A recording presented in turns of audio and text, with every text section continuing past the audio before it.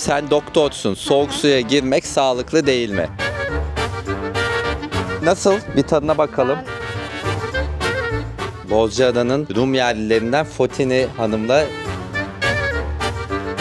adanın yerlilerinden bir başkasına Peli Hanım'a misafirliğe geldik.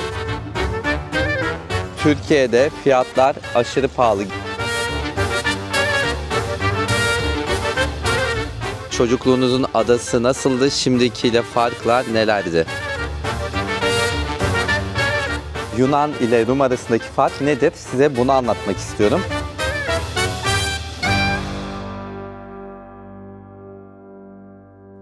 Arkadaşlar, ülkemizin en güzel köşelerinden birinden, Bozcaada'dan selamlar. Buraya benim ilk gelişim ve 3 gün boyunca burada olacağız. Bana Murat ve İpek eşlik ediyor. Murat'la Nisidos'la da birlikteydik biliyorsunuz. Şimdi biraz adanın sokaklarını gezindikten sonra gün batımına Polente'ye gideceğiz. Ama tabii ki video boyunca size adanın tarihini de anlatacağım. İnşallah buranın yerli halkıyla hem Rumlarla hem Türklerle röportajlar da yapacağız. İyi seyirler. Bakın bize el sallayanlar var.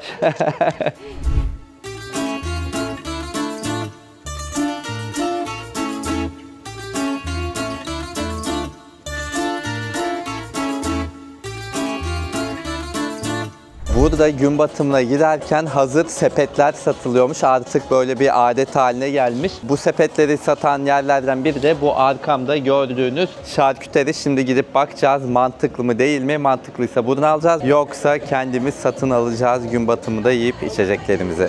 Şimdi sepet fiyatı 1950 TL'ymiş. Bunun içinde böyle gerçekten sepet de var. İpek seçemedi. Şu mu daha estetik ya? Kararsız kaldım. Çok göz dolduruyor ama diyor ki bunun içine daha estetik duruyormuş.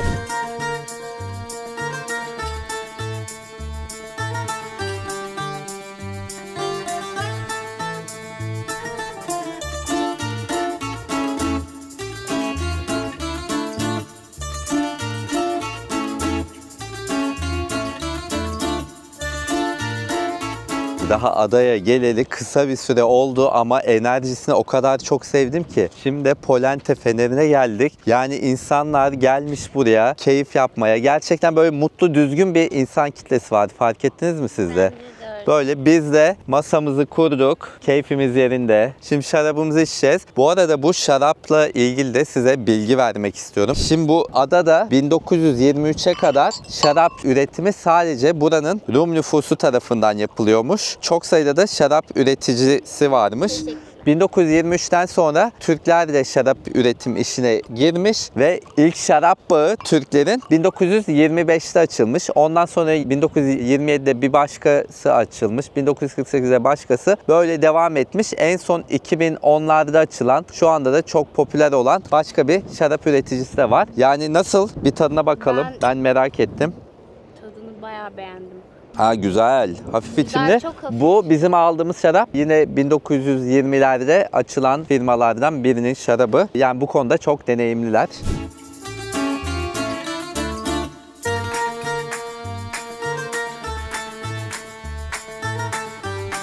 Sen beğendin mi şarabını? Ben de beğendim şarabı ama hafif mayhoşlukta da bir tık fazla ama iyi. Ne tat? Mayhoşluk, dedim. kekremsilik diyor. Hiç anlamam öyle şeylerden. Ben de gurmelik sıfır arkadaşlar. Peynirin falan tadına bakalım o zaman. Ben onları merak ettim. Ben kırmızı etinkine bakayım. Siz peynire. Bayılıyorum kuru ete. Bu çok güzel. Pastırma gibi de. Peynir nasıl? Çok yemiş. O da çok güzel, taze. Evet. İyi ki aldık diyor muyuz bu paketi? Yoksa marketten gidip almak çok üşengeç bir şey. Yok, 3-4 kişiyseniz zaten. Tabii bölünce çok adam başı Aynen. 500-600 lira bir şey oluyor. Yani Yani bence bunu gayet Hepsini iyi. almaya kalksan kesinlikle o fiyatı tutmaz ama. Tabii tutmaz ama şimdi Fiyat burada... konusunda- Hayır ama Türkiye, tutmaz. hepimiz Türkiye'de yaşıyoruz ya. sepeti Nasıl var, yani? örtüsü var, Sepeti örtüyü sen kaça 300 satıyorlar? TL'ye anca Biz de biz ikimiz ikna olmuştuk, Murat olmamıştı. Evet, Murat. Şimdi onu hala ikna etmeye çalışıyoruz. Kendi düşüncelerim yani.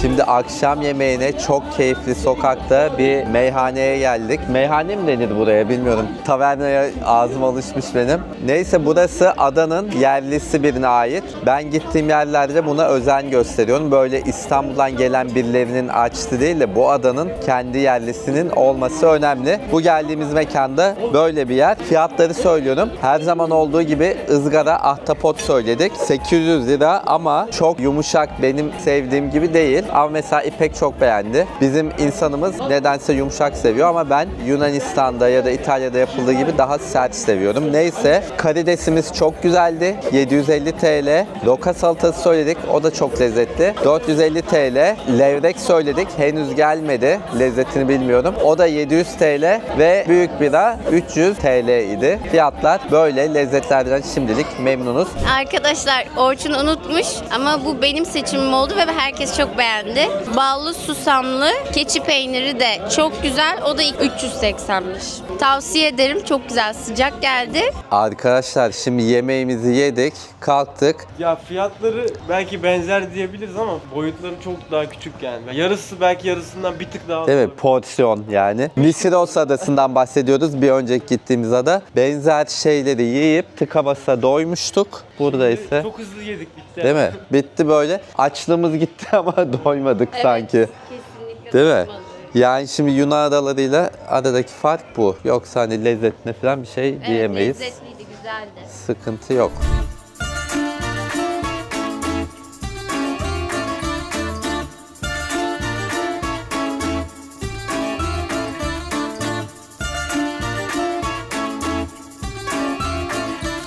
Arkadaşlar günaydın. Bugün biraz böyle sokak aralarını gezip sonra da denize gideceğiz. Size de bu esnada biraz bilgi vermek istiyorum Bozcaada ile ilgili. Bozcaada'nın şu andaki nüfusu sadece 3000 ve bu nüfusun 20-30 kadarı Rum kökenli vatandaşlarımızdan oluşuyor. Gökçeada videomu muhakkak izleyin. Orada Gökçeada'da işte yaşanan olaylar ve Rum nüfusun neden azaldığıyla ilgili bilgi vermiştim. Burada da benzer duruma var ama önemli de bir fark var. O da şu ki Cumhuriyet'in ilk kurulduğu yıllarda buranın nüfusu yine 3000-3500 civarı. O dönem nüfusun %60-70 kadarı Rum vatandaşlarımızdan oluşuyor. %30-40 kadarı da Türk vatandaşlarımızdan. Ama Gökçeada'da nüfusun %95'i Rum vatandaşlarımızdan oluşuyordu. Yani Gökçeada'da yerli Türk nüfus yok denecek kadar az iken buranın kendi yerli Türk nüfusu da var ve bu nüfus hala şu anda adada yaşıyor ve adanın geleneklerini, kültürünü devam ettiriyor. İnşallah onlarla röportaj yapacağım. Adanın yaşam tarzıyla ilgili bilgi alacağım ve eğer tanışabilirsem yine adada kalan az sayıdaki Rum'la da tanışıp onlarla da konuşmak, adayla ilgili bilgi almak istiyorum ve adadaki geçmişleriyle ilgili.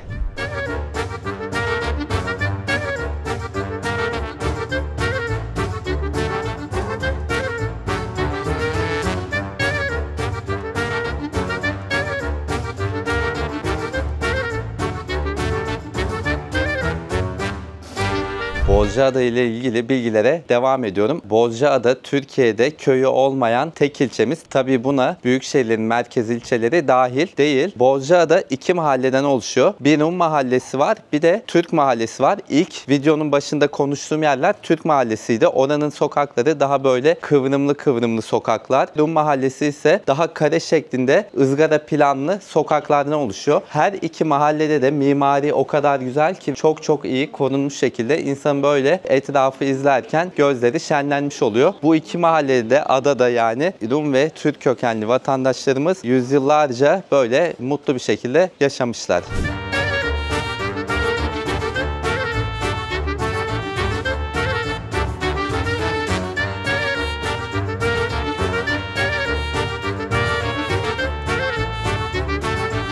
Sokak aralarında yürürken şans eseri burada arkadaşlarımla karşılaştım. Uzaktan el sallaştık. İlayda. Özleştik ya. Evet. Arkadaşının babası. Böyle dünya küçük bakın ve burada Aral utandın mı sen? Ha? Hello da diyebilirsin. Dedi hello. Hello mu?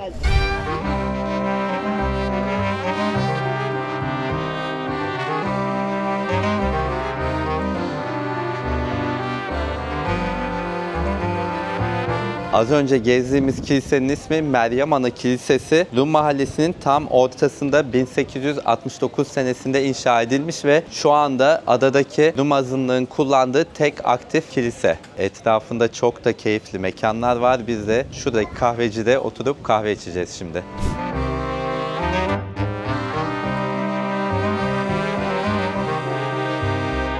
Şimdi fiyatını da söyleyeyim. Ben filtre kahve içiyorum. Ücreti 140 TL arkadaşlar. Hem bu kahvecinin ismini hem de gittiğimiz tüm mekanların ismini, kaldığımız otelin ismini video altındaki açıklamalara yazacağım. Muhakkak videoyu izledikten sonra oraya da göz atın.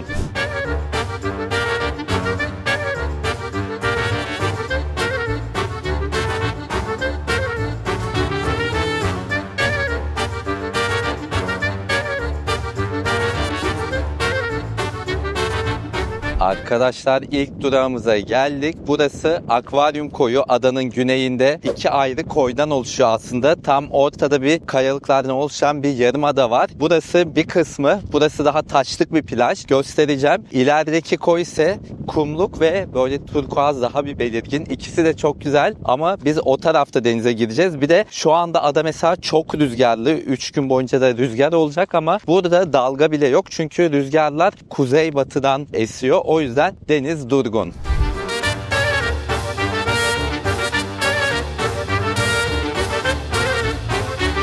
Diğer kumluk kısımda burası, bakar mısınız şu güzelliğe? Yani şu su insana gel diyor, denizin içine çağırıyor. Gerçekten nefis görünüyor. Şimdi zaten Muratlar denize girmeye başlamış bile. Ben de hemen gideceğim.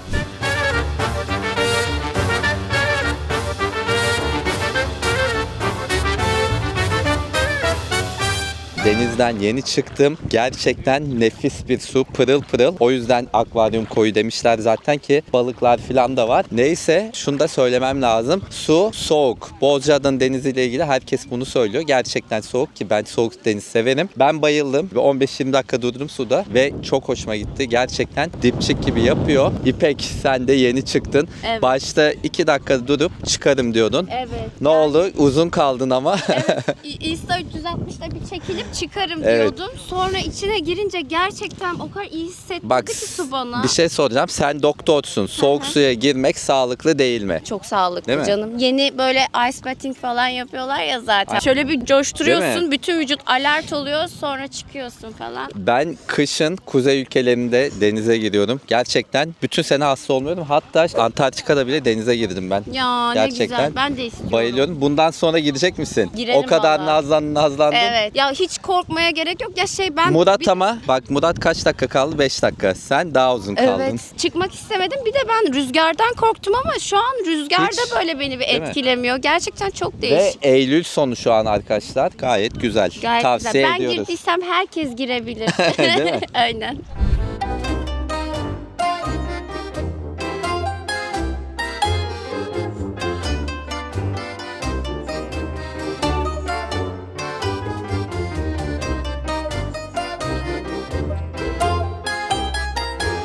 O kadar keyif aldım ki bu akvaryum koyundan herhalde 2 saatten fazla kaldık. Şimdi başka bir koya geçiyoruz. Bir de şunu diyeceğim. Şimdi Eylül sonu demiştim ya. Yani burası Eylül sonunda hem daha sakin oluyor hem de insan kitlesi olarak daha düzgün, çevreye duyarlı bir insan kitlesi geliyormuş gibi hissettim. Bunu da paylaşmak istedim.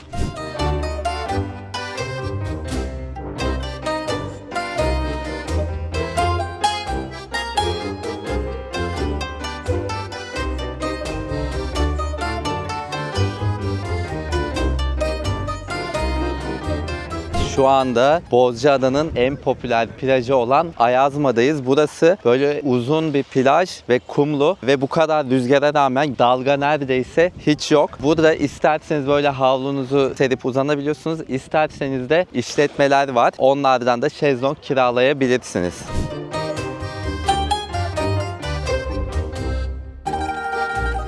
Bu plaj ismini hemen plajın yukarılarında bulunan Ayazma Manastırı'ndan alıyor. Peki Ayazma ne demek? Aya kelimesi Yunanca'da kutsal ya da aziz anlamına geliyor. Ayazma ise Ortodoks geleneğinde kutsal kabul edilen, şifalı kabul edilen pınarlara, sulara verilen bir isim. Bu Osmanlı döneminde Türkçe'de de bu şekilde kullanılmaya başlamış. Yani kutsal su gibi bir anlamı var Ayazma'nın. Belki manastır civarında böyle bir su vardı. Oradan almış olabilir ya da belki buranın denizi şifalıdır.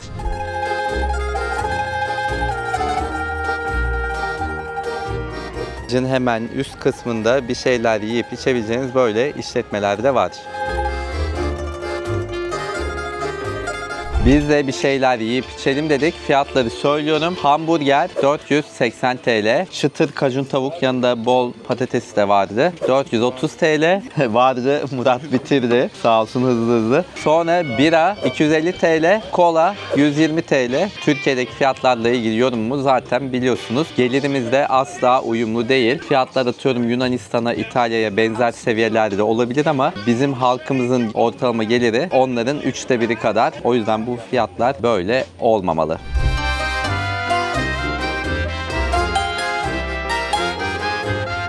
Yine denize girip çıktım. Buranın denizi akvaryum koyundan bir tık daha sıcak ama yine serin. Ama burası da çok güzel arkadaşlar. Valla Bozcaada'yı deniz konusunda çok sevdim. Bu arada şezlonglarla ilgili de bilgi vereyim. Arkadaşlarımla yine karşılaştık. Onlar şezlong tutmuş. 2 şezlong, bir şemsiye 800 TL'ymiş. Bilmiyorum yaz sezonunda da böyle midir? Eylül'e özel fiyatlar mı? Emin değilim.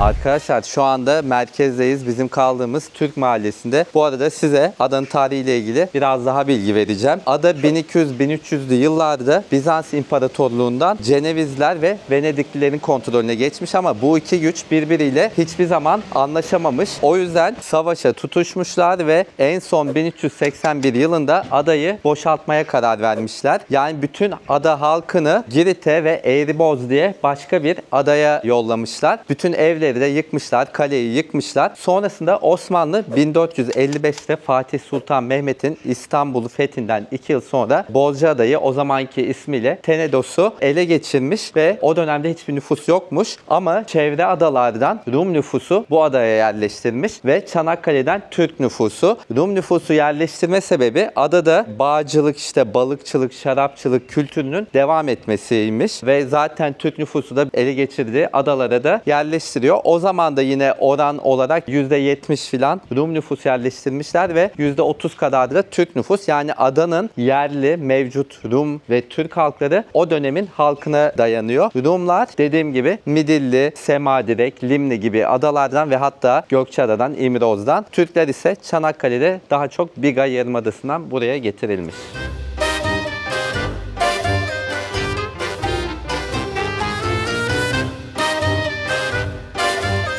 Arkadaşlar şu anda adanın yerlilerinden Cahit amcayla birlikteyiz. 83 yaşında kendisi. Adayla ilgili, adanın geçmişiyle ilgili sorular soracağım. Siz kaç kuşaktır adalısınız? Şimdi atalarımızın buraya geliş tarihi 1700'lü yıllar. 1700'ler. Oo. Evet, ondan bu tarafa adalıyız. Nereden gelmişler? Çanakkale'den Konya, mi? yok. Ha, Konya'dan buraya. Konya, Karaman. Ama hep Osmanlı zamanı, benim dedemler de Bulgaristan göçmeni. Onları da o bölgelerden Bulgaristan'a Aynen, her zaman getirmişler. bunları konuşuyoruz böyle, dinliyoruz yani. Çok ilginç. Doğru. İşte biz de öğrenmiş oluruz. Birçok yere Karaman'dan, Konya'dan yollamışlar. Evet. Şeyi sormak istiyorum. Şimdi bu ada şu anda çok turistik bir yer. Evet. Ama mesela sizin çocukluğunuzda, gençliğinizde nasıldı? Böyle bir şey yoktu. Hayat Yani nasıl mesela? Ne yapıyordunuz? Daha mı güzeldi? Tarımla uğraşıyorduk. Tarımla. Bağcılık, tabii. Bağcılıkla. Çobanlık. Aha. Küçükbaş hayvan vardı o zaman Aha. çok. Adaya ben baktığımda aslında çok boz bir ada, ismi gibi Bozcaada. Tabii, yok. Ama bir tek herhalde bağcılık yapılabiliyor. Onun dışında çok bir tarımla ilgili bir şey Yok. var mı? Yok. Yok değil mi? Hep Yok. bağcılık Evet, üzerine. bağcılık. Peki balıkçılık falan yapılıyor muydu? Balıkçılık sırıltı vardı. Küçük tip balıkçılık Hı hı. vardı. Evet. Hem Türkler hem Rumlar birlikte yapıyor değil mi? Tabii. Evet. Peki nasıl böyle bir birlikte ilişkiler nasıldı? Çok Dostluk? iyiydi. Beraber okula gittik. Hı hı. Beraber askere gittik. Hiç problem yoktu yani Hayır. değil mi? Beraber meyhaneye gittik. Sarhoş olduk. Düğünlere gittik. Onların düğününe, bizim Hı hı. düğünlerimize. Ne güzel. Evet. Vallahi. Hiç Sonra problem. 1960'lardan sonra herhalde azalmaya başladı değil mi nüfus? Tabii ondan sonra başladı. Tabii haklılardı bir tarafta. Çünkü toprağımız küçüktü. Aynı toprağın üzerindeyiz. Nüfus yükseliyor. Çocuklarına bir şey bırakamayacakları belli bir şey onları keşfettiler tabii onlar. Daha evvelden dedeleri de onların gitmişler buradan. Evet 1300'lü yıllarda. Tabii gitmişler. Onları buluyorlardı. Onların sülalelerini takip ediyorlardı. O ilerlemiş. Aynı tarihe kadar gelmiş. Onlar da birer ikişer. Kimisi askerden evvel kaçışma. Kıbrıs olaylarından sonra da Kıbrıs galiba çok. olaylarından sonra çoğaldı zaten. Gökçeada o zaman boşalmış. Burada da bayağı bir giden Gökçeada'nınki olmuşlar. bir ayrı. Evet. O Başka sorunlar da var orada. Orada yanlış bir politika var zaten. Buradan gidenler peki malını mülkünü de satıp mı gitti? Tabii. Geri dönmemek üzere gitmiş o zaman çoğu. Tabii geri dönmüyor. Üzüldünüz mü peki Rum komşularınız gidince? Var, geliyorlar yazın. Ha, geliyorlar hala. Tabii. Telefonla konuşuyoruz Ha. devamlı. Yani burada evleri de yok. Hemşerilerimizden tabii. Otellerde mi kalıyorlar gelince? Otelde Sizler de kalıyorlar. misafir mi oluyorlar böyle? Yaşadıkları evlere gidip görüyorlar, buluyorlar. Ağlıyorlar. Tabii üzülür insan. Evet. Ada çok güzel çünkü yani hiç bırakılıp gidilecek gibi değil. Ama mecbur. Siz de belediye başkanlığı yapmışsınız değil mi? 20 yıl. Siz Çanakkale'den gelenlerden. Biz yaz kış adada kalıyoruz. Gayet de memnunuz. Yani Huzurlu. adayı seviyoruz. Huzurlu, sakin, kimse yok, stres yok.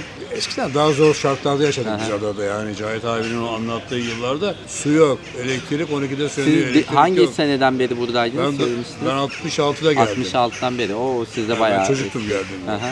Yani eskiden elektrik 12'de sönerdi. Aha. Jeneratörle idare ederdik burada. Efendim suyu bir mahalleye bir sabah, bir mahalleye bir akşam verirdik. Su yetmezdi. İşte ulaşımımızı Halil Yakar kaptanın motorları veya diğer motorlu arkadaşlarımız vardı, kaptanlar. Onların böyle çok büyük olmayan, işte kamerası olmayan, brandanın altında böyle yolculuk yapardık biz yani. Şimdi o günlerden bugünlere ada artık çok değişti tabii ki yani. Bununla ilgili bir şey soracağım. Şimdi o zamanlar zorluklar varmış vesaire. Şimdi gelişti ada, turizm geldi. Sizce adada yaşam o zaman mı daha güzeldi, şimdi mi? Yok, eskiden daha güzeldi. Değil mi? Yani adada su akmıyordu. Evet, elektrik gece 12'de sönüyordu. Ulaşımımız iyi değil ama mutluydu insanlar. Değil mi? Şimdiki her şey geldi. Maalesef insanlar mutsuz. Teşekkürler bilgiler için. İkinize de ayrı ayrı teşekkür ederim.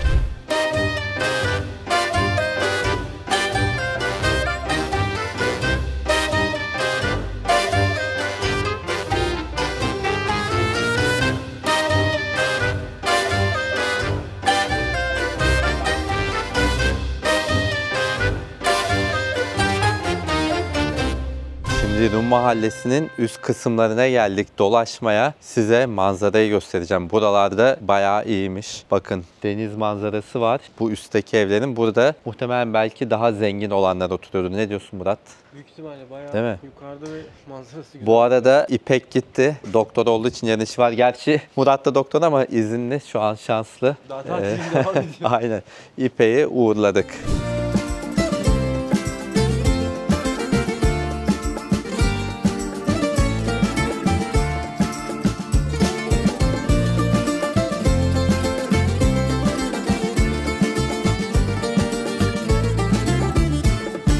Malum Eylül sonundayız. Bugün de günlerden pazar. Dün meyhanelerin büyük çoğunluğu sezon kapanışını yaptı. Açık yerde çok az. Şöyle de bir köfteci gördük. Dün de aslında dikkatimizi çekmişti. Görünüşü çok hoşumuza gitmişti. Bugün burada yiyelim dedik.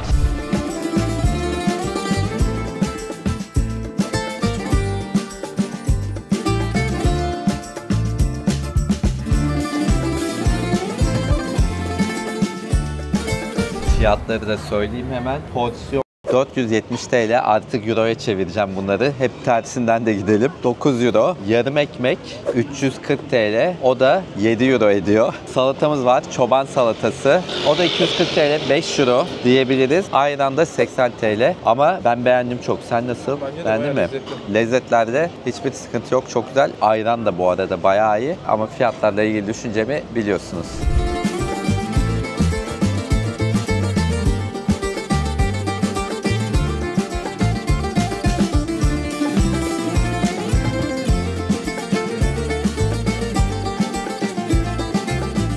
mesela şu anda bir bara oturduk. Bizden başka da kimse kalmadığı için adada sakin ama dün burası bayağı bir kalabalıktı. Neyse böyle sakin de ayrı güzel. Biranın fiyatını da söyleyeyim. Biranın fiyatı da burada 270 TL.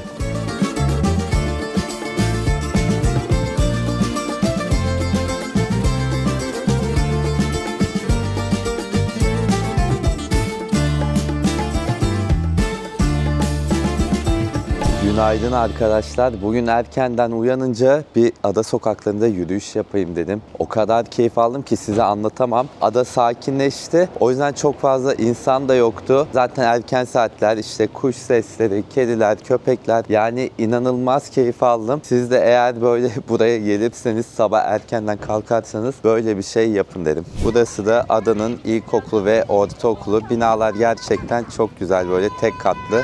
Hoşuma gitti.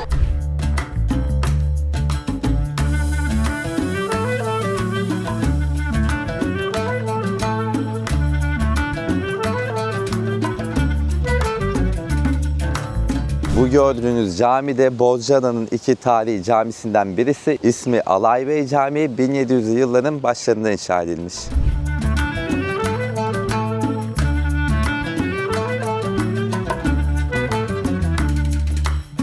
Arkadaşlar şimdi Bozcaada'nın Rum yerlilerinden Fotini Hanım'la bir söyleşi yapacağız. Adayla ilgili işte bilgiler alacağım. Öncelikle sizi tanıyabilir miyiz? İsmim Fotini Kalonas. Baba ismim Klyami soyadı. Burada doğdum. 6 yaşıma kadar. Ondan sonra İstanbul'da büyüdüm. İstanbul'dan sonra Atina'ya gittik. Öyle bir gezinti. 2012'den sonra buraya artık her sene geliyorum. Çalışıyorum. Turizm sezonu bitirdikten sonra yeniden 5 ay için Yunanistan'a dönüyorum. Kışları gidiyorsunuz Evet, Yunanistan'a. kışın gidiyorum. 13 sene böyle geçti. Şu anda adada sizin gibi kaç kişi var yerlisi? Yaz kış yaşayan var mı hiç? Yaz kış yaşayan var çok az. 8 kişi kalıyor kışın. Daha yaşlılar herhalde. Yaşlı. 2 kişi sadece böyle genç. Ötekiler hepsi yaşlı. Hı. Yazın ziyaretçiler de geliyor, işte evleri var bazılarının, burada yazlıkları var. Onlarla beraber 15, 18, 20 en fazla 20 kişi oluyoruz. O kadar çok azız yani burada. Ben şunu merak ettim. Şimdi Gökçeada'da mesela Rumların neden gittiğiyle ilgili bilgi alabiliyoruz vesaire. Bozcaada ile ilgili çok böyle bir kaynak da bulamadım. Merak ettim şimdi Gökçeada'dakiyle benzer olaylardan dolayı mı gidenler gitti? Hangi senelerde gitti? Nüfus nasıl azaldı? Yüzde galiba 60 Rum nüfusken 60-70. Şu anda bu kadar azaldı sayı. Bunu merak ettim. 63'te okullar kapandıktan sonra artık insanlar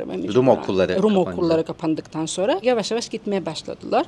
Bunun da artık en son noktasını Kıbrıs olayları verdi. Kıbrıs olaylarına tamamen artık insanlar gitti. Peki benim merak ettiğim şu yine. Gökçeada'da evlerini satmamışlar. Geri dönenler var. Kesin böyle yaz kış yaşayan 300 kişi, 400 kişi falan var. Evet. Bir de onun dışında yazın gelen 1000 kişi, 2000 kişi bulan hala evleri olanlar var. Bozcaada'da anladığım kadarıyla Bozcaada'nın Rumları evlerini satıp gitmiş. Sattılar. Bunu merak ettim. Neden? Bırakanlar da oldu. Yani böyle bırakanlar da şu anda bazı Rum devleri var kapalı. Ama genellikle sattılar da gittiler. Şimdi onu bilemem. Ben çocuk olduğum için de yani şimdi korkudan insanlar galiba ne zaman durum düzelecek korktular. Bazıları küçük çocukları vardı. Buradan nasıl olacak bu çocuklar? Nereye gidecekler okullar? Herkes de İstanbul'a gidemiyordu. Bir de galiba buradaki evler daha değerli olduğu için de Evet, evler de değerliydi ama tabii satıldığı zaman hiçbir değeri kalmadı bu evlerin. Yani 500 liraya, 600, 700 liraya evler satıldı yani 2 katlı evler burada bu kadar satıldı 70 yıllarında. Hani çok da değerli değildi ama tabii Gökçeada'da başka durumlar olduğu için yani orada daha çok bir şiddet göründü.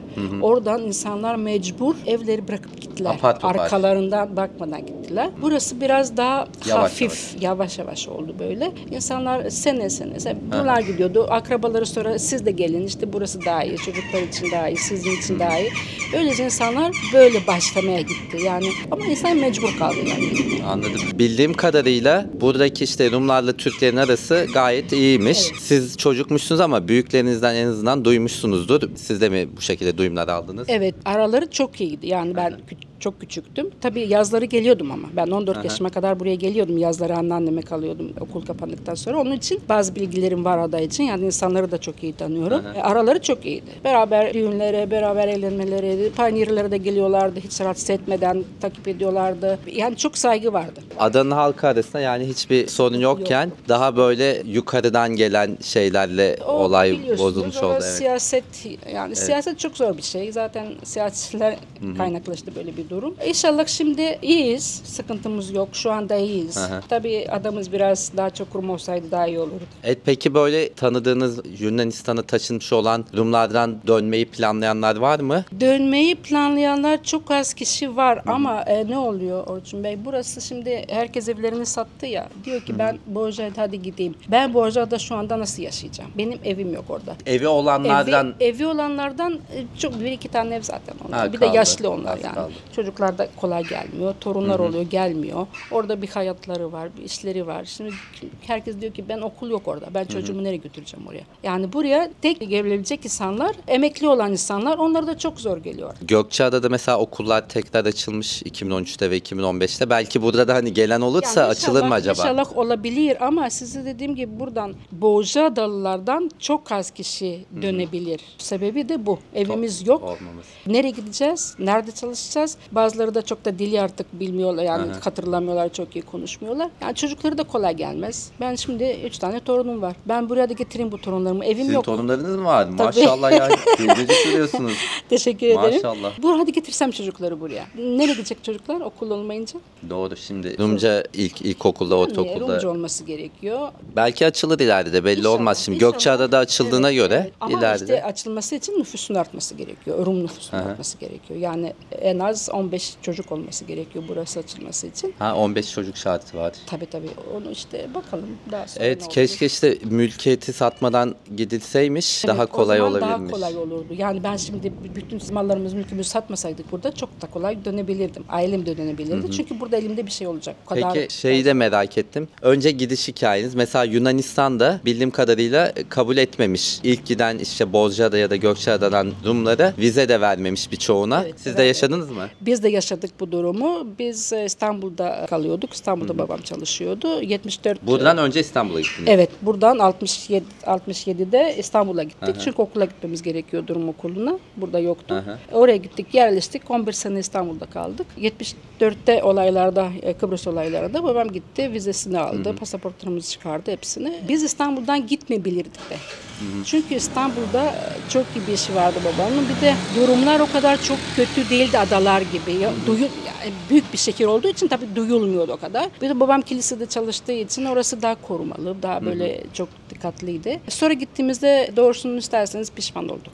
Yani dedik ki biz İstanbul'da kalabilirdik. Çünkü orada Rumlar da çoktu o zaman. Yani 75'te artık çok Sonuçta Rum vardı. şimdi Türkiye'ye gelen işte Bulgaristan'dan vesaire gelenler de burada kabul görmemiş. İlk başta Türkler. Aynı şekilde siz de Yunanistan'a gittiğinizde sizi kabul etmediler İlk bir başta süre. kabul etmediler. Çok kötü Tabii, çok konuştular. üzücü. Çok üzücü konuştular. Tabii şimdi durumlar değişti ama o zaman bizim ihtiyacımız olduğu zamanlar çok da iyi karşılamadıklar yani bize. Yani çok zor bir durum ya. Düşünüyorum da şimdi hem kendi sizin ülkeniz sonuçta Türkiye. Türkiye'den gitmek zorunda kalıyorsunuz. Gittiğiniz ülkede de Yunanistan'da da sizi kabul etmiyorlar. Vatandaşlık da çok zor alınmış galiba değil mi? Bildiğim Evet, kadarıyla. zor alındı. Zor veriyorlardı Yunanistan vatandaşlığı. Bir senelere oturduk. Ondan sonra vatandaşlığı aldık ama zor veriyorlardı. O zor. İzin alıyorduk. Oturma izni alıyorduk. Oturma izniyle oturuyorduk. Ondan Türk sonra- vatandaşlığınız devam ediyor ama hala değil mi? Benim Türk vatandaşlığım evlendiğim zaman Yunanistan'da o zaman mecburdu vatandaşlığımı kaybediyordum. Ha. Türk vatandaşlığını evet. Ondan sonra yine ben 2012'de buraya gelmeye başladığımda yeniden müracaat ettim ve vatandaşlığımı Ha, yeniden tekrar aldım. alabildiniz. Tekrar aldım. Şu anda 2 çift vatandaşım. Ha, çok güzel öyle olması. Şey var mı hiç, onu merak etmişim. Adada yaşlılar da var dediniz ya, birkaç tane Rum yaşlı. Hiç adayı terk etmeyenler var mı bu mesela yaşlılardan, yoksa yine gidip gelenler mi? Hiç haremalarda, hiç harema değil de çok yani size 50 sene önce mi diyeyim birisi çıkmıştır bir Yunanistan'a gitti dönmüş bir daha da çıkmadı. Ha, kısa süre gidip gelmiş. Evet yani çok. Aha. Ama bazıları çocukları orada olduğu için yani burada devamlı kalanlardan çocukları orada olduğu için kışın işte gidiyorlar. Bir iki ay oturuyorlar. Çocuklarını görüyorlar. Noel'i kutluyorlar. Dönüyorlar. Ama bir iki kişi var. Onlar hiç çıkmıyor adadan. Yani hiç. Ne güzel, en azından kalmışlar. Şeyi de merak ettim. Siz 2012'de tekrar dönme kararınızın sebebi neydi? Sebebi Yunanistan'da olan kriz. Ha, ekonomik kriz. Ekonomik O zamanlar krizi. Türkiye daha iyiydi. Evet, ekonomik krizi. Benim de burada arkadaşlarım vardı. Rahmetli Fahri vardı. Fahri otelleri vardı. Var şu anda. da onların. Şimdi rahmetli oldu. Onunla dayımla arkadaştı çok. İşte konuşuyorduk Facebook'tan. İşte durumlar Fotini nasıl? İşte böyle Ali abi çok zor bilmem ne. Bizim diyor otelimiz var. İstersen diyor gelebilirsin. Biz sana yardımcı olabiliriz. Öylece başladım. Ekonomik krizinde geldim. 2012'de Fahri Otel'de çalıştım ilk başta. Çok yardımcı oldular. Ondan sonra artık alıştım. Her sene de buraya artık 13 sene buraya geliyorum. Yazları burada oturuyorum. Kışında Yunanistan. Böyle mutlusunuz değil mi? İyiyim. Çok iyi. Zaten buradaki şu anda nasıl Türklerle az sayıda kalan Rum vatandaşlarımız arası? Çok hiçbir sıkıntımız yok. Evet, ben de çünkü konuştuklarım oldu buranın yerlerinde. Herkes çok seviyor gibi. Çok. Evet, Ne çok güzel iyi. ya. Evet. Keşke sayı daha da artsa çünkü bence yani azınlıklar her ülke için, Türkiye Zaten için de vesaire bir renk, ülkenin rengi yani şey. Zaten yerliler söylüyor, Türk yerlileri söylüyor. İnşallah daha çok olursunuz. Yani bazıları istiyor. Bazıları fikirleri farklı. Saygı duyuyoruz. Ama Büyük bazıları- çoğunluk istiyor gibi benim anladığım Evet, konuştuklarımdan. Evet. Yerliler evet istiyor. Çünkü diyor siz gittiniz adadan diyor. Ada diyor kıymetini kaybetti. Tam reportaj almak istiyorsanız, çok güzel bir reportaj almak istiyorsanız Temmuz ayında geleceksiniz. Daha onu da soracaktım. Burada panayır da oluyor mu diye. Burada panayır oluyor, kilisede olmuyor. Kilise Meryem Ana biliyorsunuz. Evet. O 15 Ağustos'ta isim günü kutlanıyor. Ama bizim esas panayırımız 26 Temmuz'da oluyor. Ayya Paraskevi Manastırı. O ne dışarıda. tarafta? Ayazma'ya giderken geçtiğiniz bir tane yokuş iniyorsunuz. Çınar ağaçları var. Ayazma Manastırı farklı bir yer o zaman. Bir Ayazma Manastırı var. Ayazma Manastırı. Aynısı Manastır, ikisi. taş bir bina. Evet. Orası. Orada oluyor eğlence. Orada çok yani insanlar geliyor. Yunanistan'dan geliyor, Avustralya'dan geliyorlar, adalı Rumlar. Çok güzel bir eğlence oluyor, ayın oluyor. Bir daha O zaman gelirsek- gelmeniz gerekiyor. Bunda konuştuk, söyleyecektim size. Bir dahaki sefere 26 Temmuz'da burada olur. Çok iyi olur.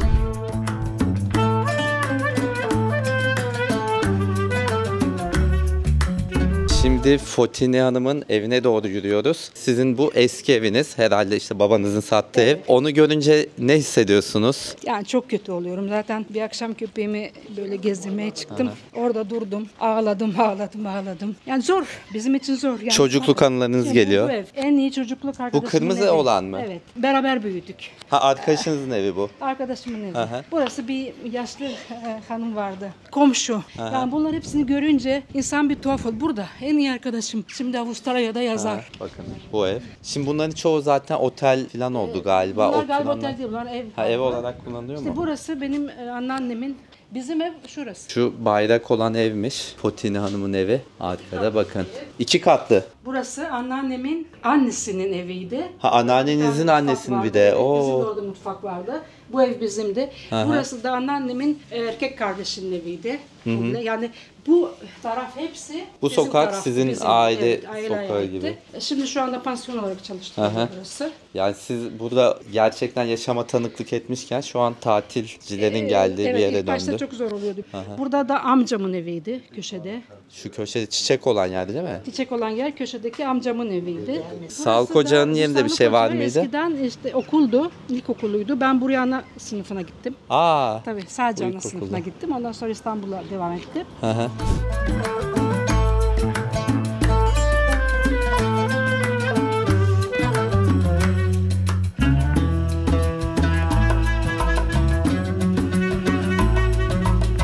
Şimdi adanın yerlilerinden bir başkasına Pela Hanım'a misafirliğe geldik. Onunla da konuşacağız. Evlerin içinde ben çok merak ediyordum. Buradaki eski gerçekten ama nasıl içi diye. Böylelikle görmüş de oluyoruz. Böyle dekorasyonda yine daha nostaljik. Sizlere de göstereyim istedim. Sizi bir tanıyabilir miyiz kısaca? İsmim Pelaya, pişirici. Ada ismi ve deniz ismi. O anlama geliyor O isminiz. anlama geliyor, Pelagos. Hı. Burada doğduk, büyüdük. Burada okula gittik. İlkokul vardı o zaman Rumca. Kaç yaşındasınız? Şimdi 75 yaşındayım. Evet. Maşallah diyelim. Peki siz hiç adadan ayrıldınız mı yoksa hep kaldınız mı? Hangi seneler? Maalesef 18 yaşımda İstanbul'a gidip evlendim. Ama bir ayağım adada. Annem babam burada. Buradaydı. Bütün yazımı burada geçiriyordum. Onlar vefat ettiler. Şimdi ben varım burada. Allah rahmet eylesin diyelim. Siz ama Türkiye'den hiç ayrılmadınız. İstanbul'a gidip geldiniz. Eşiniz de İstanbul'da İstanbullu. Eşim İstanbullu, evet. Oranın Rumlarından değil mi? Evet, oranın Rumlarından. Peki siz adaya ne zaman geri döndünüz? Neden geri döndünüz? İstanbul için, evet, 1968 senesinde gittim. 18 yaşımdaydım. Orada gittim, evlendim. Fakat ayağımı kesmedim. Devamlı buradaydım. Annem babam buradaydı. Bütün alışkanlıklarım, bütün şeylerim, her şey buradaydı. Onlar da hiç gitmedi değil mi adadan? İstanbul'a bile gitmediler. Misafir olarak geliyorlar. Ha, ne güzel. Hep çocukluğunuz mesela bu evde mi Bu geçti? evde geçti, evet, bu evde geçti. Ne kadar güzel bir histir hala çocukluğunuzdaki evde şu anda yaşamak. Şu an yaz kış buradasınız değil mi? Kışın evet biraz İstanbul'a geçiyoruz. gidiyorsunuz. Eşimin de hatırı olsun. Evet, ama tabii ki aklımız ve sevgimiz Bozcaada. Peki bu adada şu anda çok turistik oldu. İşte birçok Rum evlerini sattı gitti vesaire. Maalesef diyeceğim. Bu değişim mesela sizi üzüyor mu? Turistik, çünkü az önce Fotine Hanım'la gezerken çocukluk evlerini, arkadaşların evini anlattı. Bana çok üzünlü geliyor. Burası Rum mahallesiydi. Bir dere vardı. Derenin bu tarafı Rum mahallesiydi. Burada yabancı girmezdi. Hep Rumlar vardı. Türk mahallesi de bir taraftaydı. İyi ilişkimiz vardı. Güzel geçiniyorduk. Bütün arkadaştık. Türklerle de değil mi? Türklerle. Ama burası Rum mahallesi sayılıyor. Evet. Şu an böyle kalan var mı hiç çevrede arkadaşınız evi? Yok, kalmadı maalesef. Çok az kişi şimdi. Kalmadı. Çok üzücü. Çok yazık oldu. Bizim zamanımızda başkaydı bizim zamanımız. Değil mi yani bu yaşam tarzı? Çok daha güzel. Ya buradaki ben yerli Türklerle de konuştum. Onlar da eskide çok daha güzel olduğunu, çok iyi anlaştığınızı vesaire. Turizm gelmeden önce daha güzel olduğunu söylüyorlar. Çok güzeldi. Bizim kendimize ait adetlerimiz, şeylerimiz, her şeyimiz vardı. Eğlencelerimiz de vardı, güzel günlerimiz de vardı, acı günlerimiz de vardı. Ve bize ait olan şeyler. Evet. şey de varmış galiba. Türklerle Rumlar birbirine gelip gidiyormuş, bayramlarını kutluyormuş değil mi? Tabii, evet. Arkadaşlık vardı. Ben o ilkokulu bitirdikten sonra biçki dikiş kursuna gittim. Orada karışıktık Rum ve Türk kızları. Çok güzel arkadaşlıklar, çok güzel günler, çok güzel bilmiyorum anılar. Çok güzel. Annenizin babanızın evi satmamış olması çok güzel bence. Hani ben ona da üzüldüm. Hani birçok kişi satıp gitmiş. Aslında satmasalar belki çocuklar geri dönecekti vesaire. Onu artık bilmiyorum, tahmin de etmiyorum. Dönmelerine, herkes gittiği yerine yerleşti. Ama en azından siz adanın bir değeri olarak kalmışsınız burada. Çok güzel. Mesela atıyorum yandaki ev vardı diyelim. O bir tanıdığınızın mı, arkadaşınızın mıydı? Kimin evleriydi? Evet. Hep arkadaş komşular vardı burada. Dışarıya çıkıyorduk. Bağ evlerinde orada da komşuyduk biz. Bağ evleri kültürü var bir de değil mi burada? Onu da anlatabilir misiniz? Ben şimdi görüyorum eski bağ evlerini. Şu an tabii onlar otel gibi falan kullanılıyor da. Nasıl adetler vardı bağ evlerinde? Okul kapandığı zaman ilkbahardı. Hepimiz, yani çoğumuz, hepsi değildi ama çoğumuz bağ evlerine geçiyorduk. Orada yapılacak çok iş vardı. Ekinler vardı, ekinler biçilirdi, harmanlar vardı. Sonra bağ işleri başlıyordu. Ama böyle çocuklar bir arada olunca o iş yapıyormuş orada gibi değil, oyun gibi de geliyordu. Çok çocuklar bir arada olamıyordu. Mesafeler vardı. Daha çok anneye babaya yardım ediyorduk. Salça mevsimi vardı, tarhana mevsimi vardı, erişte mevsimi vardı. Kışlık her şey hazırlanıyordu orada. Tabii biz de yardım ediyorduk çocuk olaraktan. Anne babalarımız yapardı. Ondan sonra bağ bozumuna geçerdik. Üzümler toplanırdı. İlk önce çavuş üzümleri toplanırdı. İstanbul'a yollanırdı. Bütün yazları şeyde mi, bağ evinde mi kalıyordunuz? Gel git oluyor muydu buraya da? Gidiyorduk alışveriş yapmak. Alışveriş şey ama kalma olarak orada yaz. Yok, kalmak yoktu, Yazın. oradaydı. Güzeldi çok çünkü. Çok denize de giderdik arada sırada fırsat bulduğumuzda. En çok bizi meşgul eden ve yoran üzüm mevsimiydi. Yorucu bir işti ama hepimiz el birliğiyle başa çıkıyorduk. Beyaz üzümler toplanırdı, İstanbul'a yollanırdı. Sonra da şaraplık üzümler. Hepimiz el birliğiyle toplayıp buraya getirip patronlara şey ederdik. Yorucu olsa bile o günlere geri dönebilsem der miydiniz? Değil mi? Ne diyorsunuz? Keşke çocukluk senelerimiz gibi gibi mutluluk tadabilseydik. Artık onlar bitti. Aslında bu galiba sadece adaya özgü de değil, her yerde böyle mesela. Evet, İzmir'de de tabii böyle, dünya büyük döndükçe şehirlerde her de. şey Evet. değişiyor tabii. Hiçbir yer aynı Evet. kalamaz. Eskiden daha maddi olarak zorluklar varmış Var, ama evet. hayat daha güzelmiş. Büyük zenginlik yoktu bizlerin arasında ama geçimimizi yapıyorduk. Evet. Şu an nasıl hayat, onu da merak ettim ben. Şu an Bana nasıl? sorarsanız ben hiç memnun değilim bu hayattan. Bütün huzurumuz, bütün rahatımız ne gece ne gündüz. Şimdi bir şey değil. Şimdi artık bitti. Ama yazın müzik Ama sesleri, yazın, çünkü bu etrafta görüyorsunuz, mekanlar var. Bar bir taraftan, şey bir taraftan. Buna kısıtlama getirilemiyor mu acaba? Kısıtlama getirilsiz, ben şey etmeyeyim. Evet. Bu mesela Alaçatı'da da çok büyük problem. Orada da insanlar şikayet ediyor. Evet, tabii ki olacaktı. Turizme şey Ama bir edecektik saat ama kısıtlaması belirli bir yerde olacaktı. Evlerin içinde olması bu güzel bir şey değil. Sabah akşam patırdı. Yetkililere buradan seslenmiş olalım. Şehir merkezinde, yani sadece bu adaya özgü değil, Alaçatı'da da, atıyorum Bodrum'da da, merkezde bu kadar gürültü olmaması gerekiyor evler varsa. Dediğiniz gibi belli bir noktada toplanması Yani, lazım. evet. Şeyi merak ettim bir de, bu konuyla alakasız. O şey okuluna gittim demiştiniz ya, dikiş okuluna gittim. dikiş kursu. Oradan mesela edindiğiniz Türk arkadaşlarınızla hala Evet, görüşüyor evet, musunuz? Hala irtibattayız. Evet. Ne kadar güzel seneler içinde böyle devam etmesi. Beraber büyüdük. Kardeş gibi büyüdük herkes. Şeyi de merak ettim. Şimdi birçok kişi evini satıp gitmiş ya. Sizin aileniz kalmayı neden tercih etti ki? Bence çok iyi yapmış. Babam reçberdi, Şey, çiftçiydi. Başka bir yere gidip o şeyi yapmak biraz zordu. Burada alıştık. Bilmiyorum, düzenimiz buradaydı. Büyüdüler, sonra yaşlandılar. Çok teşekkürler bu güzel, değerli Rica bilgiler ederim, için. yardımcı İnşallah ben bu olabildiğim videoları için. şundan da çekiyorum. İleride 20 sene, 30 sene sonra da bunlar bir arşiv görüntüsü olarak da kalacak hepimize. Sokakları çekiyorum, böyle röportajlar yapıyorum. Siz de buna katkı sağlamış oldunuz. Çok ederim. teşekkürler, Evet, çok sağ olun. olun.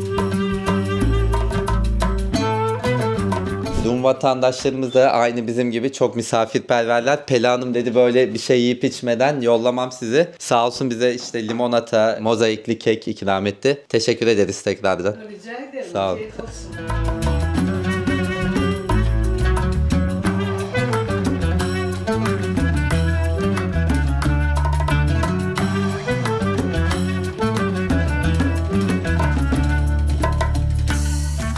Şimdi adadan başka bir Rum aileyle birlikteyiz. Sizleri tanıyabilir miyiz? Ben Filovalı. 25 sene evvel Tina'ya döndük. Aha. Şimdi de 6 ay olarak adada kalmayı düşünüyoruz. Yani o amaçla Bu sene mi geldik. ilk defa böyle? Bu sene ilk defa geldik. Evimiz kötüydü. Evimizi yaptırdık. O Aha. şekilde karar aldık. Buradayız şu Siz anda. ikiniz de orijinal adalısınız değil mi? Orijinal adalıyız, evet. Ben Panayotovalı, Hanım'ın eşiyim ben. Atina'da yaşıyorum. Aha. Deniz bilimleriyle uğraşıyorum. Oradaki enstitüde görev alıyorum. Bundan sonra bir 6 ay burada kalmayı planladık eşimle birlikte. İnşallah Bundan sonra devamlı inşallah olur. böyle, evet, inşallah devam edeceğiz bu şekilde. Valla burada konuştuk zaten Fotina Hanım'la da. Böyle hala evi olanlar gelip gitse çok güzel olur yani Kesinlikle adanın eski öyle. kültüründe yaşatma Ya açısından. tabii çok önemli o, evet. Onu işte yapmaya çalışıyoruz bir şekilde ama bakalım. İnşallah. Yeni nesile de görev düşüyor. Seni de tanıyabilir miyiz? Merhaba, evet ben Anton. Aha. Yani Kaç ben- yaşındasın Anton? Ben 28 yaşındayım. 28 yaşındasın. Atina'da doğdum. Aha. Ama her yaz burası Çocukluğundan beri geçiriyor, gelip evet. gidiyorsun. Ama Türkçeyi de hiç burada yaşamana rağmen gayet iyi konuşuyorsun.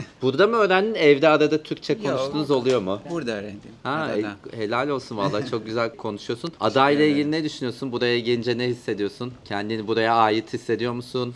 Evet. Çünkü sen hiç Seviyorum. yaşamamışsın burada. Evet, ben çok seviyorum çünkü Burada büyüdüm. büyüdü. Evet. Ha, çocukluğu Yani bütün yazları okullar tatil olduktan sonra devamlı anneannelerine gelip gittiler. Peki sizin anneniz Tabii, hiç tabii. ayrılmadı mı adadan? Hayır, ayrıldı. Son bir 6 sene ayrıldı çünkü çok yaşlıydı. 91. Onun öncesine kadar? Hayır, hiç ayrılmamıştı. Aa, ne güzel. Yani gelip gidiyorduk. Ya Aha. bunların anneanneleri bizim ikinci kuşak bütün torunlarını alıp buraya geliyorlardı. Bunlar da 6-7 çocuk. Aha. Devamlı bütün yazları buradalardı. Şimdi uçtular artık, büyüdüler. Herkes tabii. işiyle gücüyle. Ama yani o yüzden çok seviyorlar adayı. Çünkü yani çocuklukları burada geçti. Çocukların da Türk vatandaşlığı vardı değil Var, mi? var. Var. Ha, çok güzel. Onu da Var var. Benim oğlum burada Aha. doğdu. 6 yaşında buradan gittik. Ha siz de o seneye kadar buradaydınız. Buradaydım tabii. Ha, Burada çok iyi. evlendik. Burada yaşadık. Tabii burada yaşadık. Ha, sonra 90'lı yıllardan sonra neden gittiniz? Çünkü o 95 zamanlar problem kalmamıştı 95 sanki. yılında oğlum doğdu ama ilkokulu yani Yunan okulu olmadığı için biz de yani ben eşimle Yunan okuluna gitmedik. Burada okullar kapatılmıştı. Türk okuluna gittik. Daha bir iyi gelecek olarak gördük. Atina'ya ve İstanbul'da oraya da var ya gittik. mesela Var Rum evet okulları ama ama İstanbul çok daha zordu bizim için yani gelip gitmemiz. O yüzden Atina'ya gittik iş durumundan da. Çünkü o zamanlar o kadar turizm gelişmemişti. Bağlar biraz kötüydü. Yani bizim geçim kaynağımız bağcılıktı. O yüzden oraya gittik. peki 2000 Yunanistan'a gitmenize kolay oldu mu? Yok konuda bizim hiçbir problemimiz olmadı. O zamanlar vize verilmiyordu. Bizim gittiğimizde hiçbir problem yoktu. Yani. Ha vize falan aldınız, problem evet, olmadı tabii, yani. Hayır hiç problem olmadı. Orada oturduk ama bütün kaldığımız yazlar çocuklar hep anneannelerle birlikte geldiler. Yani ben 2000 yılından beri devamlı geldim. Ne güzel valla böyle Bütün yaz. Ya ben çok üzüldüm. Şimdi Gökçeada'da biraz daha ürün biraz kalmış. Burada çok azalmış. Daha farklı Gökçeada Evet. yani evet. Yani buradakilerin birçoğu malı mülkü satıp gitti. Biz sattık bütün Evet. mallarımızı. Bütün sattık. faktörü Ha, siz de o. Şu anda sattınız. gelmek isteyen Biz var. sattık, evet. Ama bu ev evlerini sattıkları Bu ev için kaldı. iyi bari. Öteki ev yani burada evler kiralar çok kaldı ama yüksek olduğu bağları için- sattık yani. İnsanların buraya gelip yerleşmesi mümkün değil yani bu şartlarda. Çünkü Doğru. kiralar çok yüksek. Bir de artık Şu onlar an giderken inanılmaz sattılar evlerini. pahalı. Gökçeadalar satmadı. Aha. O yüzden onlar gelebildiler tekrar geriye. Siz hep bir döneriz şeyle herhalde Döneriz gittiniz değil bir mi? umuduyla, Çok evet. çok iyi yapmışsınız Onu bence. biz gerçekleştiriyor gibiyiz Aha. sanki. Tabii Gibi. şu an işte bu sene başlamışsınız. İnşallah nasıl bu yaz nasıl geçti mesela? Vallahi bilmiyorum ben adayı bu sefer çok kalabalık gördüm. Ben Bu bir de boş hali. Geçen sene falan turizm daha... öyleymiş yani. Evet. Hep söylüyordu çocuklar çünkü Andon her yaz burada olduğu için. Ha ya siz bir- gelmeseniz de Anton gelip gidiyor muydu? Anton Evet. bu sene gelmedi sadece. 6 ay kalıyorsun. Çok güzel. Ama artık yavaş yavaş tabii ada orijinalliğini kaybetmeye başladı. Tabii. Evet. Her taraf pansiyon, otel, Maalesef. bağlar söküldü. Yani öbür gün şarap fabrikaları kapanacak çünkü üzüm olmayınca şarap fabrikaları neyle çalışacak? Tabii şimdi bağ evleri görüyoruz. Gibi. İsmi bağ evi Yani- ama şey Bağ yok, yok. bağ yok. Bağ yok. Evet. Önceden ada geçildi. Her taraf bağdı. Her taraf üzümdü. Şimdi yok. Turizm işte para getirmekle birlikte sadece burada değil, atıyorum Çeşme'de, Alaçatı'da da Doğru aynı mesela yerli halk artık kalmadı. Herkes otele çevirdi. Böyle bir hani kültürü kalmadı. Evet, görüntü çok güzel. Evler böyle restore ediliyor ama bir ruhu yok. Çünkü yerli halkı yok. O ruh yok. O ruh yok. Evet. Hakikaten yani. Yerli aklı yok. Yani Evet. çok kalabalık yani. Bana öyle çok kalabalık. Burada şimdi Türk mahallesinde biraz daha yerliler olduğu için orada bir tık daha korunmuş bu ruh ama bu Rum mahallesindeki bütün neredeyse evler otele dönmüş. Evet. Ya da işte kafe olmuş vesaire. Doğru. Ama sizin bu sokak korunmuş bir sokak gibi duruyor. Gerçi burada da bir mekan var. Evet bizim Evet. sokağımızı O pansiyon çıkmaz canım, o sokak diye zararı yok. biliyorlar. O yüzden Ha. pek giren çıkan olmuyor. Evet. O iyiliğimiz var yani. Çok mekan da yok gibi Evet. burada. Yok, Şöyle bir o pansiyon var o kadar. Yani diğer kalan tarafta Onda hiçbir şey- gürültüsü olmaz müzik falan en Evet. azından. Yok yok yok. Gayet rahatız burada. Evet inşallah valla çok iyi yapmışsınız. Başka arkadaşlarınızı da teşvik edin gelsinler. Ama etmeye çalışıyoruz. Çünkü ben de sesleneyim çünkü bu videoları Avustralya'dan da izliyorlar. Tabii Yunanistan'dan da çok izleyen var. İzleyen Bozcaadalılar, Teledoslular varsa geri dönün ülkemize. Burası sizin de ülkeniz yani. Evet sahip çıkın. Kültürünü korumak önemli. Kesinlikle sahip çıkılması gerekiyor yani. Çünkü ülkemizin siz de bir parçasısınız. Anton da takdir ettim bu konuda. Hani gençler gelmek istemeyebiliyor çünkü gönül bağları oluşmamış oluyor. Ama Anton gelmiş vallahi tebrik ediyorum. Sen kalmayı da düşünüyor musun bundan sonra? Yani şimdi ben ilk yaz ben bu sene gelemedim Aha. çünkü yani iş başladım Yunanistan'da. Ha. Restorasyon okudum. Burada işte restorasyon işleri yaparsın. Ondan sonra bilmiyorum biraz zor gibi. Ha. Nereye gidecek şimdi? Çift vatandaşlık olunca birini seçmek gerekiyor değil mi? İkisini de seçmek gerekiyor. Yok, Yeni şimdi kanuna mecbur göre oldu, ikisini ikisi de de olması. Ha, hem burada yapması olması gerekiyor lazım. hem Evet. orada. Şimdi Burada ama en azından bedelli yapılabiliyor şu an. bedelli yapılabiliyor. Yunanistan'da var mı bedelli Maalesef askerlik? yok. Yok mu orada? Yok, orada Ama orada daha gitmek kolay zorunda. oluyor galiba askerlik. Yok aynı. Ha öyle. Tabii yok daha kolay değil Kesintisiz. kesinlikle. Vallahi teşekkür ediyoruz verdiğiniz teşekkür bilgiler ederiz. için. Teşekkür ederiz, sağ olun. Sizi tanıdığıma çok mutlu oldum. Sağ olun. Biz de Biz de sizi çok mutlu olduk. Teşekkürler. Çok mutlu olduk. otelde mayolarımızı giyip çok güzel plajlara gideceğiz. Gerçekten çok bakir koylar var burada. Neyse ben bu esnada size şunu anlatmak istiyorum. Rum kökenli vatandaşlarımızla röportajlar yaptım. Peki biz onlara neden Rum diyoruz? Yunan ile Rum arasındaki fark nedir? Size bunu anlatmak istiyorum. Osmanlı döneminde gayrimüslim olan ve ana dili Yunanca olan, o dönemki ismiyle Rumca olan vatandaşlarımıza biz Rum demişiz. Ancak 1821 yılında Yunanistan anakarasında Yunanistan devleti kurulunca, yani bağımsız olunca Yunanistan, oradaki Yunanistan devletine bağlı olan ve ana dili Yunanca olan kişilere Yunan demeye başlamışız. Bunun amacı da Osmanlı vatandaşı olan Rumlarla Yunanistan vatandaşı olanları ayırt etmek. Bu Cumhuriyet döneminde de aynı şekilde devam etmiş. Yani Osmanlı vatandaşı ya da Türkiye Cumhuriyeti vatandaşı olanlara biz Rum diyoruz. Yunanistan'a vatandaşlık bağıyla bağlı olan ve yine ana dili Yunanca olan kişilere ise Yunan diyoruz. Peki Kıbrıs Yunanistan'a bağlı değil. Onlara neden Rum diyoruz? Çünkü yine Yunanistan kurulduğu zaman Kıbrıs oranın bir parçası değildi. Daha sonradan Osmanlı'dan sonra da İngilizlerin eline geçti. Onların Yunanistan'la hiçbir bağlantısı olmadığı için biz onlara Rum demeye devam ediyoruz. Yani Yunanistan vatandaşı olan kişilere Yunan, Osmanlı vatandaşı olan kişilere ya da Türk vatandaşı olan kişilere ise Rum diyoruz. Size Rum kelimesinin nereden geldiğini de anlatayım. Bizans, yani Doğu Roma İmparatorluğu'nun vatandaşları kendilerine Romalı diyordu. Daha sonra Osmanlı İmparatorluğu bu toprakları alınca Bizans'tan miras kalan ana dilde Yunanca olan vatandaşlarına Roma kelimesinden gelen Rum demeye başladı. Kökeni bu arkadaşlar.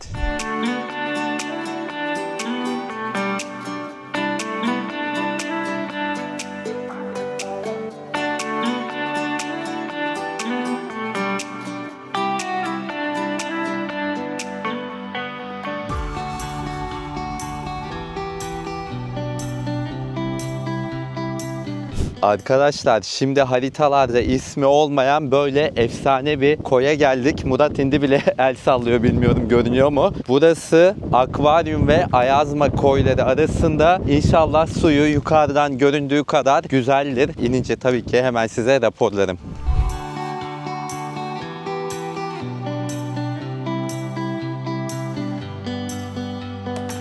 Arkadaşlar deniz gerçekten göründüğü kadar güzelmiş. Tabii ki her zaman olduğu gibi serin ve bizden başka kimse yoktu. Şu arkada gördüğünüz 4 kişilik grup da daha şimdi geldi. Bir de bir şey demek istiyorum. Bu soğuk su insana gerçekten şifa veriyor. Onun dışında bir de farklı plajlarda denize giriyorum ya ben. Şifalanmış gibi hissediyorum. Zaten 1900'lü yılların başına kadar insanlar denize keyif amaçlı değil, sadece şifa amaçlı giriyormuş. Yani deniz suyu, tuz ve denizin içinde bulunan mineraller bize çok faydalı. Sen doktorsun Murat. Evet. Söylediğim şey doğru mu? Deniz suyu bize şifalı mı mineralleri? Ben de şifalı olduğuna inanıyorum. Genelde hatta denize girdikten sonra... İnanma değil. Sen bilimsel açıdan doktor olarak söyle. Ya bilimsel olarak kanıtını hiç araştırmadım, bilmiyorum ama yani ben de denize çıktıktan sonra hemen duş alanlardan değilim yani. Böyle bir gün, bazen 2 gün. Bir hafta tuzlu kaldığım bile oluyor benim de yani. Ben de öyle. Bak ben hep söylüyorum. Denizden çıkınca yaz aylarında özellikle 3-4 gün ben de hiç duş almıyorum. Benim de yani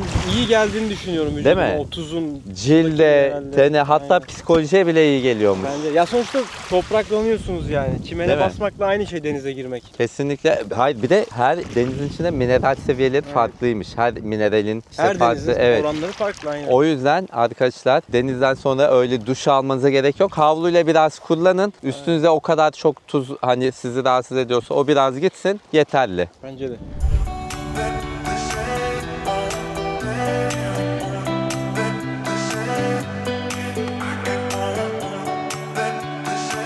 Bu arada bu plajın bir adı yok ama ben konunu video altındaki açıklamalara bırakacağım. Eğer yolunuz Bozcaada'ya düşecek olursa gelmeden önce muhakkak o açıklamalara da göz atın derim.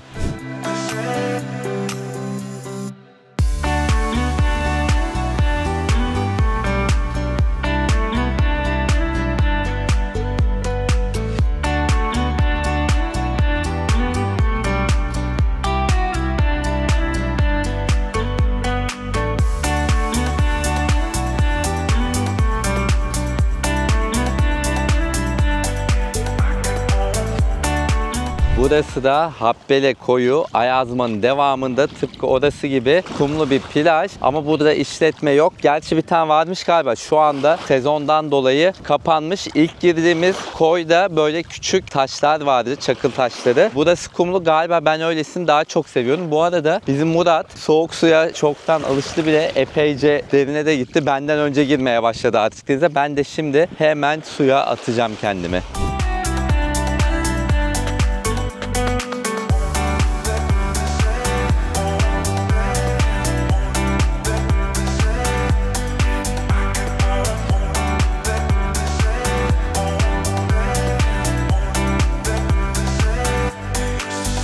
Arkadaşlar Savaş Bey Bozcaada'ya sonradan yerleşenlerden. Burada benim bağlarım var dedi, size gezdireyim dedi. Onun yanına geldik. Kontura üzümü de tattırayım. Buranın en üzümü dediniz değil mi? Bu lokal, en bilinen. bilindik. Evet. Tescilli üzümü, kuntura, karalahana.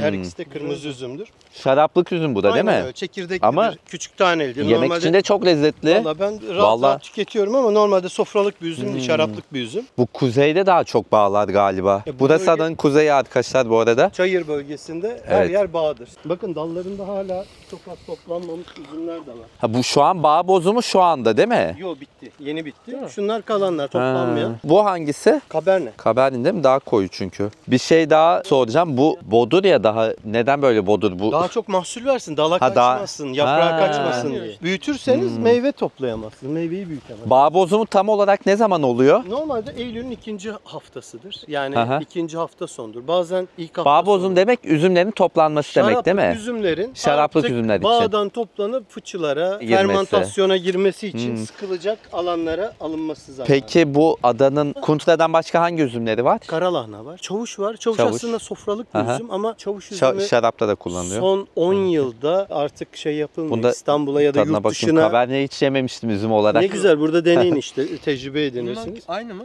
Evet. İkisi aynı ama farklı şeylerden, köklerden. Bu da güzelmiş. Şimdi çavuş üzümü de bulduk burada. Hemen bunda tadına bakıyorum. Bu daha bir tatlı gibi Çok çavuş. tatlı. Evet. Aşırı tatlıdır. Bu normalde sofralık bir üzüm. Bakın. Güzelmiş. Bu iyicene siyaha kaçmış çünkü dalında kurumuş.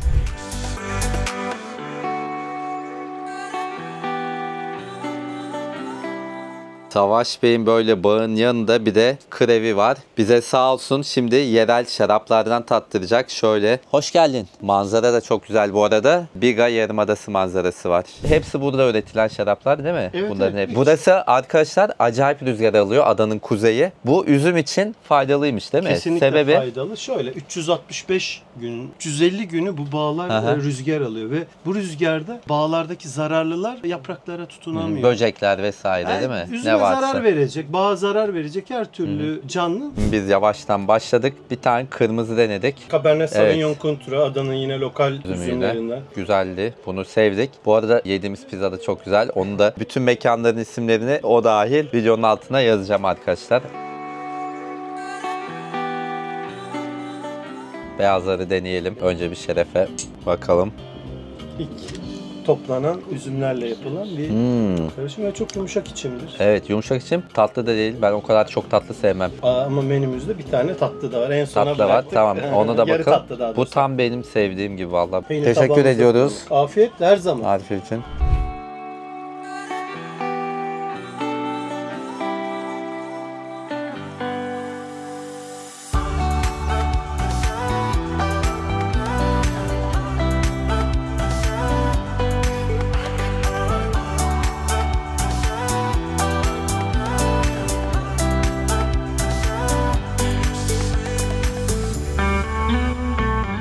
Günaydın. Bugün Bozcaada'daki son günümüz ve sizden bir ricam olacak. Eğer kanalıma henüz abone olmadıysanız abone olmanız beni çok mutlu eder. Bu kadar çok izleniyor videolarım. 170 bini, 180 bini bulan videolarım var ama hala abone sayım sadece 36 bin. Lütfen üşenmeyip abone ol tuşuna basarsanız çok sevinirim. Bunu isterseniz televizyonunuzdan yapabilirsiniz. İsterseniz de daha kolayınıza geliyorsa telefonunuzdaki YouTube uygulamasından abone olabilirsiniz. olabilirsiniz. Tabii ki videomu beğendiyseniz beğen tuşuna basmanız da beni çok mutlu eder ve video altına yorum yapmanız da videomun daha çok kişiye erişmesini sağlıyor ve beni de yeni videolar çekmem için motive ediyor. Vaktinizi ayırıp bunları dinlediğiniz için teşekkür ederim ve abone olduğunuz için de ayrıca teşekkür ederim. Şimdi biz daha önce hiç gitmediğimiz bir plaja gidiyoruz.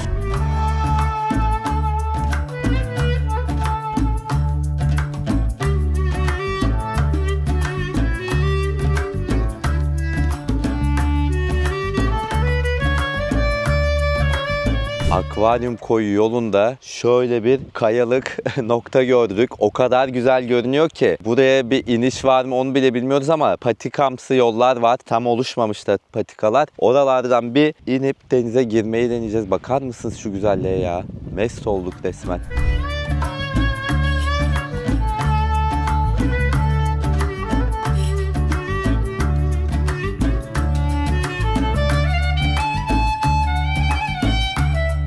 Vallahi geldik arkadaşlar, yani suyun güzelliğine bakar mısınız? Hiç zor da değilmiş Murat, değil mi? Hiç zorlanmadan geldik. Buranın da konumunu video altındaki açıklamalara bırakırım. Şimdi yakından da göstereceğim suyu. Nefis görünüyor. Bakar mısınız? Doğal bir havuz gibi aynı. Şu çekimi bitireyim. Hemen giriyorum. Murat hazırlandı bile.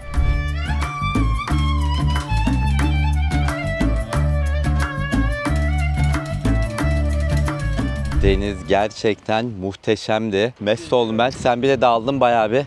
Suyun altı da çok güzeldi. Bol bol balık da varmış. Sadece çıkarken böyle bu deniz kabuklarına basarak çıkmak gerekiyor. İnsan biraz huylanabiliyor. Onun dışında bayıldım. Bence burası yazın bile sakin olabilir. Çok kişinin geleceğini düşünmüyorum. Yazın Temmuz'da bile gelseniz. Değil mi yani? Bence çok insan gelmez.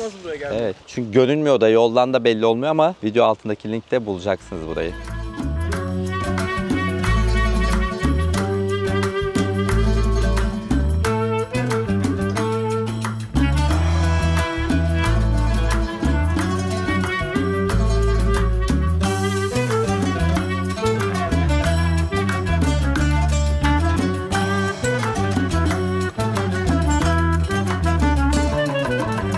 Arkadaşlar şimdi adanın bir başka yerlisiyle Öznur Hanım'la birlikteyiz. Hatta onun bağ evindeyiz. Şimdi çocukluğunuz burada geçti. Çocukluğunuzun adası nasıldı? Şimdikiyle farklar nelerdi? Küçük bir yer burası zaten. Hep birbirimizle zaten akrabalık, komşuluk ilişkileri, Rumlarla birlikte ilişkilerimiz hep güzel geçti. Çok rahattık biz. Sabahtan akşam ezanı okununcaya kadar sokaklarda gezerdik. Denize girerdik. Adanın merkezinde giriyorduk. O zaman araç falan da yoktu zaten. Merkezinde bu Salane'nin orada ya da İyidelik diye bir koy var. Şu anda Pelagos Oteli var orada. Oraya yürüyerek götürürdü babam bizi. Orada girerdik denize. Oyunlar oynardık. Keyifli bir, yani hem özgürdük hem gerçekten çok korumalı bir yer burası. Hiçbir şey olmadan gayet keyifli bir çocukluk geçirdik. Tabii ada olunca dışarıdan gelen de çok az oluyor. Çocuklar için güvenli. Şeyi merak et. Peki o çocukluğunuzda Türk çocuklar birlikte mi oynuyordu yoksa Türk ve Rum çocuklar karışık oynuyor muydu ya da gençler birlikte vakit geçiriyor muydu?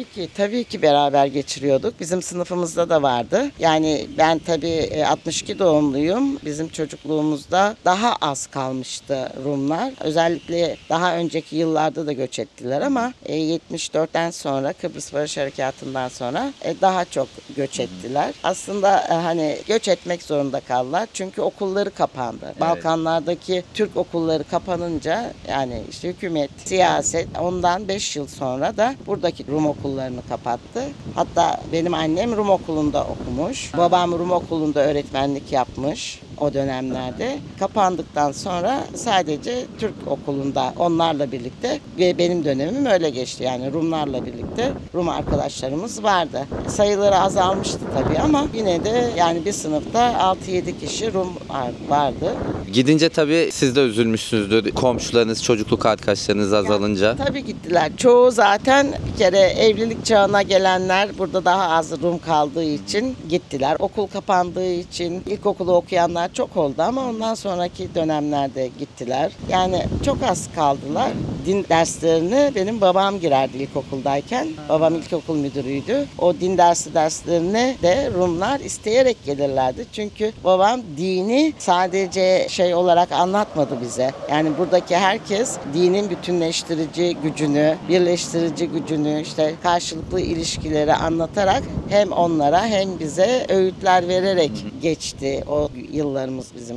Ne kadar güzelmiş. Gitmeleri tabii üzücü. Bir de şey merak ettim. Bu bağcılık kültürü zamanla galiba azalmış. Şu an biz bir bağ evindeyiz ama görüyorum artık daha turizm amaçlı kullanıyor. Nasıldı bu bağcılık kültürü? Siz aileniz de buna dahil miydi? Tabii bütün benim dedem, dedemin babası, adada yaşayan Türklerin de Rumların da hep bağları vardı. Bütün yıl bağda çalışırlardı. Şimdi bulunduğumuz yerde bu bağ evi de o dönemlerde yazın Mayıs'ta falan bütün herkes bağ evlerine çekilir. Hemen hemen herkesin bağ evi. Şöyle küçük olana dam, 2 katlı olana da kule denir. Orada işte eşeği, hayvanını bir yatırırlar, onlara bakarlar. Kendi burada da konaklarlardı. Bütün bağ bozumu süresi buralarda geçiyordu. İşte kışlık erzak yapımı, tarhana, erişte, işte pekmez, üzüm kurusu, yani yapılabilecek neyse kışlık bütün yiyecekler de burada yapılır. Ondan sonra artık havalar böyle işte Eylül, Ekim olunca adadaki kendi evlerine taşınırlar, merkezler. Peki bu evin tarihiyle ilgili bilgi verebilir misiniz? Bayağı eski bir binaya benziyor. Çok eski. Zaten bu evi biz koruduk yani. Böyle taş bir yapıydı zaten. Dedem burayı Rumlardan almış zaten. Kaç yaşında olabilir? Yani en az 100'e 200 yaşında vardır yani.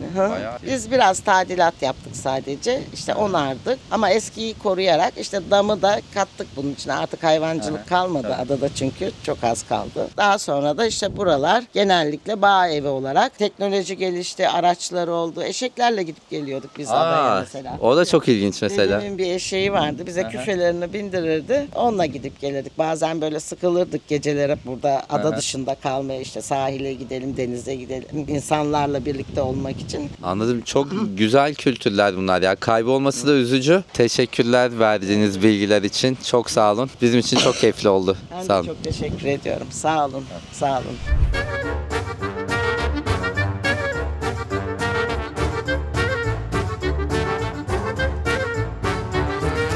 Şimdi dondurma aldık. Gitmeden bir Bozcaada Kalesi'nde gezelim dedik. Bu arada dondurmanın fiyatını da söyleyeyim. Bir top 90 TL yani 2 euro civarı. Euroya şundan çeviriyorum. Pahalılığının anlaşılması için artık fiyat algımız kalmadı. Arkadaşlar lezzet çok güzel bu arada. Yine ona lafım yok ama Türkiye'de fiyatlar aşırı pahalı. Gelirimize uyumlu değil. Bunu tabii ki sadece esnafı sorumlu tutamayız. Bu pahalılıkların asıl sorumlusu ülkemizin ekonomisini yönetemeyenler. Bunu net bir şekilde belirtmiş olalım.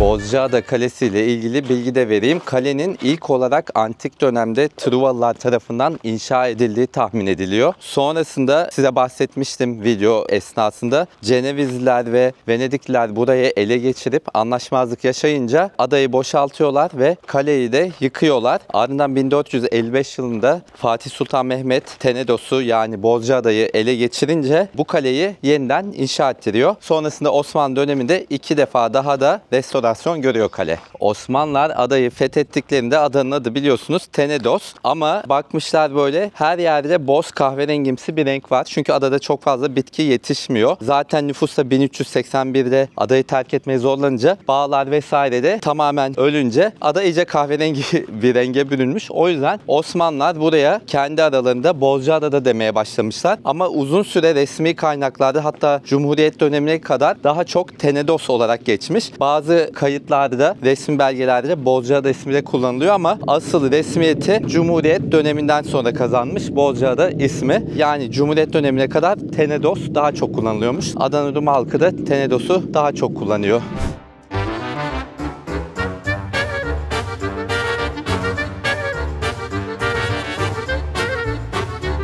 Bozcaada'dan ayrılmadan önce burada en merak ettiğim mekanlardan birine gidiyoruz. Yoldayken de size Bozcaada'ya nasıl gelindiğini anlatacağım. Bozcaada'ya gelebilmek için Geyikli'ye gelmeniz gerekiyor Çanakkale'de. Geyikli feribot iskelesinden Bozcaada'ya genelde 2 saatte bir feribotlar kalkıyor. Ücreti de gidiş dönüş 1950 TL arkadaşlar. Araçlı olunca. Yaya olunca galiba 150 TL idi. Araç içindeki yolcu sayısı hiç fark etmiyor. 3 kişi de olsa, 5 kişi de olsa, 1 kişi de olsa aynı ücret ödeniyor. Yani 1950 TL. Ama derseniz ki ben iskeleye gittiğimde sıra beklemek istemiyorum. Önden online olarak alıyorum. Fiyat maalesef %50 daha fazla. 3000 TL civarı bir ücret ödemeniz gerekiyor. Niye böyle bir şey var anlamadım. Dünyada genelde tam tersi olur. Online aldığınızda daha ucuz olur. Bozcaada'da kaldığımız otelin linkini de videonun altına bırakıyorum. Biz gayet memnun kaldık. Odalar biraz küçük ama gayet güzel. Kahvaltısını da çok sevdik. Güzel bir bahçesi var. Kahvaltı da orada oluyor. Bahsettiğim mekana şu anda geldim. Hemen size de gösteriyorum.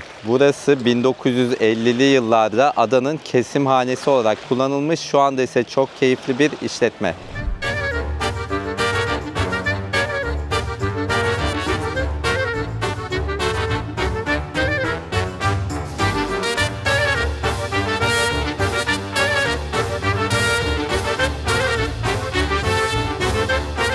Mekan gerçekten çok keyifliymiş. Hatta bugün hava çok güzel. Denize de girilebiliyormuş. Bilseydik daha erkenden de gelirdik. Neyse fiyatları söyleyeyim ben size. Ben Ice Americano içiyorum. 180 TL. Normal Americano 140 TL idi. Biralar 250 TL'den başlıyor. Şaraplar 280 TL'den başlıyor. Kokteyller de 650 TL'den başlıyor. Aklınızda bulunsun gelecek olursanız.